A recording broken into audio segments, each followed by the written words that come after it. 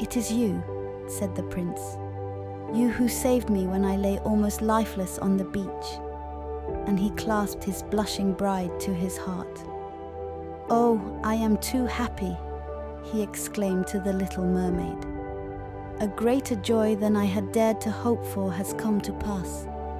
You will rejoice at my joy, for you love me better than anyone."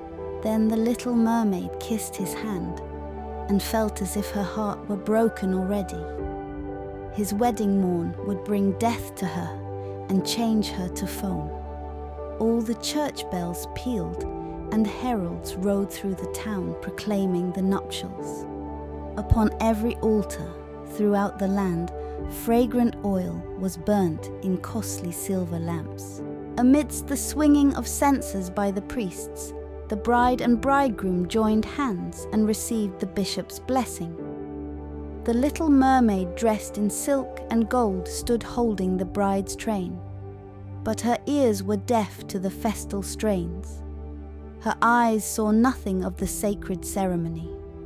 She was thinking of her coming death and of all that she had lost in this world. That same evening, the bride and bridegroom embarked amidst the roar of cannon and the waving of banners.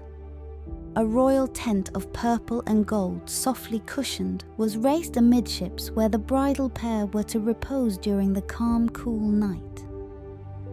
The sails swelled in the wind, and the ship skimmed lightly and almost without motion over the transparent sea. At dusk, lanterns of many colors were lighted, and the sailors danced merrily on deck. The little mermaid could not help thinking of the first time she came up from the sea and saw the same splendor and gaiety.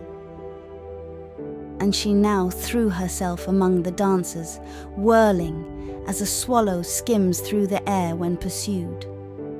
The onlookers cheered her in amazement. Never had she danced so divinely.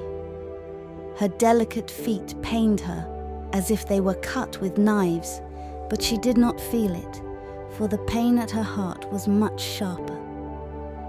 She knew that it was the last night that she would breathe the same air as he, and would look upon the mighty deep and the blue starry heavens. An endless night without thought and without dreams awaited her, who neither had a soul nor could win one.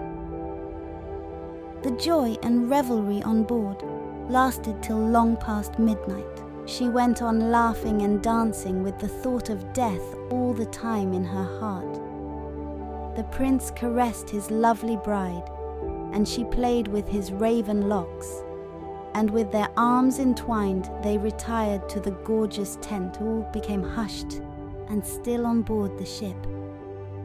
Only the steersman stood at the helm. The little mermaid laid her white arms on the gunwale and looked eastwards for the pink-tinted dawn. The first sunbeam, she knew, would be her death,